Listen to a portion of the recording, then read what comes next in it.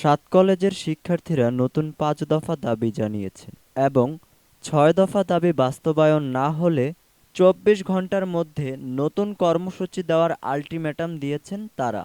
মঙ্গলবার ২৮ জানুয়ারি ঢাকা কলেজে সংবাদ সম্মেলনে শিক্ষার্থীরা তাদের দাবিগুলো তুলে ধরেন। তারা জানান, সরকার ৭ কলেজের সমন্বয়ে একটি বিশ্ববিদ্যালয়ের আশ্বাস দিয়েছে, যার জন্য আমরা কৃতজ্ঞ। তবে বাকি দাবিগুলো বাস্তবায়িত হয়নি। তাই ২৪ ঘন্টার মধ্যে তা বাস্তবায়ন না হলে পরবর্তী কর্মসূচি ঘোষণা করা হবে।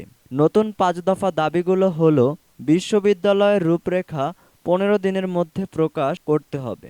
রাষ্ট্রপতির অধ্যাদেশের মাধ্যমে ১ মাসের মধ্যে কার্যক্রম শুরু করতে হবে। চলমান পরীক্ষা পূর্ব ঘোষিত রুটিনে অব্যাহত রাখা। বিশ্ববিদ্যালয়ের কার্যক্রম শুরুর পর সকল শিক্ষার্থীর অন্তর্ভুক্তি। দুদিনের মধ্যে শিক্ষার্থী প্রতিনিধিদের সাথে টেবিল টকের আয়োজন করা।